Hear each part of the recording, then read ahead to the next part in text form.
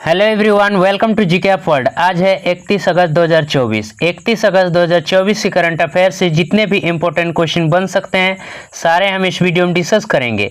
तो पूरा वीडियो को ध्यान से देखिए। लास्ट में आपसे क्वेश्चन पूछूंगा, उसका आंसर कमेंट बॉक्स में देना है। आज का पीडीएफ फाइल वीडियो को डिस्क्रिप्शन में लिंक दे दिया हूँ, वहाँ से टेलीग्राम चैनल को ज्वाइन कर लीजिए। वहाँ पर सारे पीडीएफ फाइल आपको एक साथ मिल जाएंगे। अगर चैनल पर नए हैं तो चैनल को जल्दी सब्सक्राइब कर लीजिए और बेल आइकन घंटी को प्रेस कर दीजिए ताकि आने वाले सभी नए वीडियो का नोटिफिकेशन आपको तुरंत मिल सके। तो चलिए वीडियो को स्टार्ट करते हैं। वीडियो को स्टार्ट करने से पहले कुछ इंपॉर्टेंट क्वेश्चन का रिवीजन कर लेते हैं। रेलवे बोर्ड का नया अध्यक्ष और मुख्य कार्यकारी अधिकारी सतीश कुमार को नियुक्त किया गया है। राष्ट्रीय सुरक्षा गार्ड एनएसजी के नए महानिदेशक के रूप में बी श्रीनिवासन को नियुक्त किया गया है। आईसीसी के अध्यक्ष बनने वाले सबसे कम उम्र के व्यक्ति जय शाह बने हैं। केंद्रीय मंत्री जॉर्ज कुरियन मध्य प्रदेश राज्य से राज्यसभा के लिए निर्विरोध निर्वाचित हुए हैं। 28 अगस्त 2024 को प्रधानमंत्री जन धन योजना के 10 साल पूरे हो गए हैं। हाल ही में उड़ीसा में महाराष्ट्र और मध्य प्रदेश से 5 रॉयल बंगाल टाइगर लाए जाएंगे। हाल ही में भारत और डेनमार्क देश ने नदी की सफाई के लिए SLCR परियोजना शुरू किया है। भारत के पहले अंतरिक्ष पर्यटक का नाम गोपी चंद थोटाकुरा है। हाल ही में राष्ट्रीय खेल दिवस 29 अगस्त को मनाया गया है। 8वीं एशियाई हॉकी चैंपियनशिप ट्रॉफी में भारत का नेतृत्व हरमनप्रीत सिंह करेंगे। आज का पहला क्वेश्चन है, अंडर 20 सैफ फुटबॉल चैंपियनशिप का खिताब किसने जीता है? तो बांग्लादेश ने अंडर 20 सैफ फुटबॉल चैंपियनशिप का खिताब जीता है। तो इस क्वेश्चन का सही आंसर हो जाएगा बी। बांग्लादेश की टीम ने Saif under 20 championship football tournament का खिताब जीता है। यह पहली बार है कि बांग्लादेश ने यह चैंपियनशिप जीती है। इस प्रतियोगिता में नेपाल और बांग्लादेश के साथ साथ श्रीलंका, भारत, मालदीव और भूटान ने भाग लिया है। बांग्लादेश का कैपिटल है ढाका, करेंसी है बांग्लादेशी टाका और प्रेसिडेंट है मोहम्मद शहाबुद्दीन।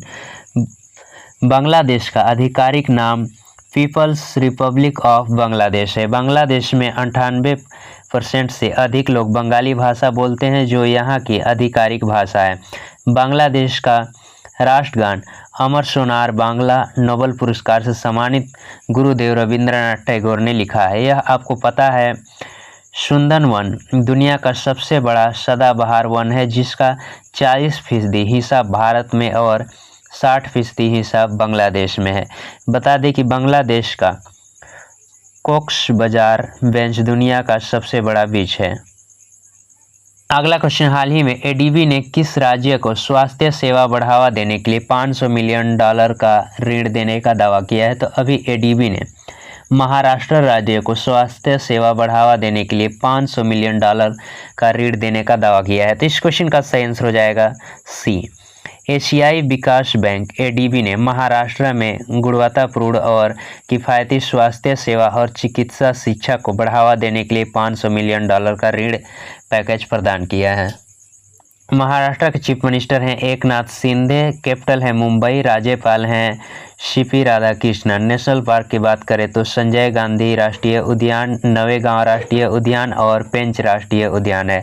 करंट अफेयर की बात करें तो महाराष्ट्र ने 2024 के लिए सर्वश्रेष्ठ कृषि राज्य पुरस्कार जीता है। महाराष्ट्र ने भारत की सबसे लंबी शहरी सुरंग परियोजना की नींव रखी गई है। हाल ही में महाराष्ट्र ने लाडला भाई योजना की शुरुआत की है। एयर इंडिया महाराष्ट्र के अमरावती में दक्षिण एशिया का सबसे बड़ा फ्लाइंग ट्रेनिंग ऑर्गेनाइजेशन स्थापित करेगी। महाराष्ट्र सरकार ने नई लॉजिस्टिक नीति के तहत 5 लाख रोजगार अवसर पैदा करने का लक्ष्य रखा है। अगला क्वेश्चन, अपशिष्ट प्रबंधन में विफलता के लिए एनजीटी ने किस राज्य पर 1000 करोड़ रुपए का जुर्माना लगाया है? तो अपशिष्ट प्रबंधन में विफलता के लिए एनजीटी ने पंजाब राज्य पर 1000 करोड़ रुपए का जुर्माना लगाया है। तो इस क्वेश्चन का सही आंसर हो जाएगा सी। एनजीटी ने कचरा निपटान में लापरवाही बरतने पर पंजाब सरकार पर 1000 करोड़ रुपए का जुर्माना लगाया है। 2022 से 2024 तक बिगड़ते हालात के चलते अब एनजीटी ने पिछले 6 महीने में पंजाब सरकार पर 1000 करोड़ रुपए का पर्यावरण जुर्माना लगाया है। अब ये एनजीटी ने जुर्माना क्यों लगाया है? तो एनजीटी का निर्णय 2 मुख्य कानूनी ढांचों के आधारित पर है, ठोस अपशिष्ट प्रबंधन नियम 2016 और पर्यावरण संरक्षण अधिनियम 1986। इन कानूनों में अपशिष्ट के सख्त प्रबंधन की आवश्यकता है, जिसे पूरा करने में पंजाब विफल रहा। भारत में राष्ट्रीय हरित प्राधिकरण में राष्ट्रीय हरित अधिकरण अधिनियम के तहत की गई थी। यह एक विशेष न्यायालय है जो भारत में पर्यावरणीय मुद्दों से निपटता है, जिसका उद्देश्य पर्यावरणीय मामलों में त्वरित न्याय प्रदान करना है। एनजीटी का मुख्यालय नई दिल्ली में है तथा देश भर में इसकी क्षेत्रीय शाखाएं हैं। अगला क्वेश्चन, हाल ही में किस देश के गोलकीपर मैनुअल न्यूर ने अंतर्राष्ट्रीय फुटबॉल से संन्यास लिया है? तो जर्मनी देश के गोलकीपर हैं मैनुअल न्यूर। इन्होंने अभी अंतर्राष्ट्रीय फुटबॉल से संन्यास ले लिया है। तो इस क्वेश्चन का सही आंसर हो जाएगा बी। जर्मनी के गोलकीपर मैनुअल न्यूर ने 15 साल और 144 मैच खेलने के बाद राष्ट्रीय टीम से संन्यास लेने की घोषणा की है। उन्होंने 2009 में जर्मनी के लिए पदार्पण किया और 2014 में विश्व कप जीता। उनका आखिरी मैच यूरो 2024 के क्वार्टर फाइनल में स्पेन के खिलाफ था, जिसमें जर्मनी को अतिरिक्त समय में 2-1 से हार का सामना करना पड़ा था। अगला क्वेश्चन, हाल ही में किस राज्य ने महिलाओं के लिए विवाह न्यूनतम आयु 18 से बढ़कर 21 वर्ष कर दी है? तो अभी हिमाचल प्रदेश राज्य ने महिलाओं के लिए विवाह न्यूनतम आयु 18 से बढ़ाकर 21 वर्ष कर दिया है। तो इस क्वेश्चन का सही आंसर हो जाएगा बी। 27 अगस्त 2024 को हिमाचल प्रदेश राज्य विधानसभा ने न्यूनतम आयु बढ़ाने के लिए एक विधेयक पारित किया। हिमाचल प्रदेश के मुख्यमंत्री सुखविंदर सिंह सुक्खू के अनुसार हिमाचल प्रदेश ऐसी पहल करने वाला पहला राज्य है। बाल विवाह निषेध हिमाचल प्रदेश संशोधन विधेयक 2024 को ध्वनि मत से पारित किया गया। यह विधेयक बाल विवाह निषेध अधिनियम 2006 में संशोधन करता है। हिमाचल प्रदेश का कैपिटल है शिमला, जो ग्रीष्मकालीन में, धर्मशाला शीतकालीन में। चीफ मिनिस्टर हैं सुखविंदर सिंह सुक्खू और गवर्नर हैं शिव प्रताप शुक्ला। करंट अफेयर की बात करें तो हिमाचल सरकार ने मुख्यमंत्री सुख शिक्षा योजना को मंजूरी दी है। महिलाओं के लिए विशेष स्वास्थ्य कार्ड योजना की शुरुआत किया है। हिमाचल प्रदेश के हाटी समुदाय को अनुसूचित जनजाति का दर्जा दिया गया है। अगला क्वेश्चन, 61वें राष्ट्रीय शतरंज चैंपियनशिप की विजेता कौन बने हैं?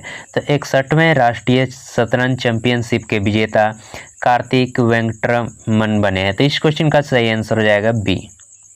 अगला क्वेश्चन, चर्चे में रहा विरूपाक्ष मंदिर किस राज्य में स्थित है? तो चर्चे में रहा विरूपाक्ष मंदिर एक कर्नाटक राज्य में स्थित है। तो इस क्वेश्चन का सही आंसर हो जाएगा ए। कर्नाटक के हम्पी में विरूपाक्ष मंदिर 2024 में भारी बारिश के दौरान मंदिर के मंडप के ढहने के बाद चर्चा में आया। यह यूनेस्को विश्व धरोहर स्थल के संरक्षण को लेकर चिंताएं जताई गई।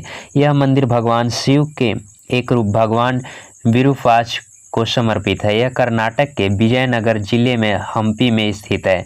यह स्थल 1986 से यूनेस्को विश्व धरोहर स्थल है। विजयनगर, चालुक्य और होयसल काल के दौरान इसका विस्तार किया गया था। कर्नाटक का कैपिटल है बेंगलुरु और चीफ मिनिस्टर हैं सिद्धारमैया और राज्यपाल हैं थावरचंद गहलोत। नेशनल पार्क है अंसी, कुद्रेमुख, नागरहोल और बन्नरघट्टा। अगला क्वेश्चन, हाल ही में भारत के दूसरे 700 मेगावाट के स्वदेशी न्यूक्लियर रिएक्टर का ऑपरेशन कहां शुरू हुआ है? तो भारत के दूसरे 700 मेगावाट के स्वदेशी न्यूक्लियर रिएक्टर का ऑपरेशन गुजरात में शुरू हुआ है। तो इस क्वेश्चन का सही आंसर हो जाएगा डी। काकरापार परमाणु ऊर्जा स्टेशन में भारत का दूसरा स्वनिर्मित 700 मेगावाट परमाणु ऊर्जा रिएक्टर अपनी पूरी क्षमता पर काम करना शुरू कर चुका है। संयंत्र संचालक भारतीय परमाणु ऊर्जा निगम लिमिटेड के अनुसार केपीएस की चौथी इकाई 700 मेगावाट की पूर्ण क्षमता तक पहुंचने से पहले 90% क्षमता पर काम कर रही है। अगला क्वेश्चन, भारत ने किस देश को 73,000 सिंह-100 असॉल्ट राइफल का दूसरा ऑर्डर दिया है? तो अभी भारत देश ने अमेरिका देश को 73,000 सिंह-100 असॉल्ट राइफल का दूसरा ऑर्डर दिया है। तो इस क्वेश्चन का सही आंसर हो जाएगा बी। भारत ने 28 अगस्त को अमेरिका से 73,000 सिंह 100 असॉल्ट राइफल का दूसरा ऑर्डर दिया है। इस डील को भारत ने 837 करोड़ रुपए में साइन किया है। राइफल की दूसरी खरीद को दिसंबर 2023 में रक्षा मंत्री राजनाथ सिंह की अगुवाई में डिफेंस एक्विजिशन काउंसिल ने मंजूरी दी थी। इसकी डिलीवरी के बाद भारतीय सेना के पास 1.45 लाख से ज़्यादा SIG 716 असॉल्ट राइफल हो जाएगी। 2018-19 में राइफल की बढ़ती ज़रूरत के लिए भारत ने रूस से AK-203 राइफल का ऑर्डर दिया था, लेकिन इनके मिलने में देरी के चलते भारत ने फरवरी 2019 में अमेरिकी फर्म सिंह शाह से डील की थी। अगला क्वेश्चन, भारत की दूसरी न्यूक्लियर सबमरीन का नाम क्या है? तो भारत की दूसरी न्यूक्लियर सबमरीन की नाम अरिहंत है। तो इस क्वेश्चन का सही आंसर हो जाएगा बी। और अगर पहला पूछता है तो पहली हो जाएगा अरिहंत। भारत की दूसरी न्यूक्लियर सबमरीन अरिहंत बनकर तैयार हो गई है। अरिहंत INS अरिहंत की अपग्रेडेड वर्जन है। इसका वजन 6000 टन और मिसाइल अटैक की रेंज 750 किमी तक है। इसे विशाखापट्टनम में भारतीय नौसेना के शिप बिल्डिंग सेंटर SBC में बनाया गया था। भारतीय नौसेना अब तक 3 न्यूक्लियर सबमरीन तैयार कर चुकी है। इसमें से एक अरिहंत कमीशन्ड है, दूसरी अरिहंत मिलने वाला है और तीसरी S3 पर टेस्टिंग जारी है। इस सबमरीन के जरिए दुश्मन देशों पर परमाणु मिसाइल दागी जा सकती है। कल मैंने वीडियो के लास्ट में आप लोगों से क्वेश्चन पूछा था कि हनुमान जी की 90 फीट ऊंची कांस्य प्रतिमा स्टैच्यू ऑफ यूनियन की उद्घाटन कहां पर किया गया है? तो अमेरिका देश पे हनुमान जी की 90 फीट ऊंची कांस्य प्रतिमा स्टैच्यू ऑफ यूनियन का उद्घाटन किया गया है। ये लास्ट क्वेश्चन आप लोगों के लिए, किसे नया रक्षा सचिव नियुक्त किया गया है? 4 ऑप्शन दिए हैं, इसमें से आपको अपना आंसर कमेंट बॉक्स में लिखकर बताना है। अगर वीडियो अच्छी और हेल्पफुल लगे तो वीडियो को लाइक कीजिए और अपने दोस्तों के साथ शेयर जरूर करें। अगर आपको किसी भी क्वेश्चन में डाउट हो या अपने करियर से रिलेटेड कुछ पूछना हो तो हमारे इंस्टाग्राम GK आप वर्ल्ड 6 पे पूछ सकते हैं। वीडियो को लास्ट तक देखने के लिए धन्यवाद।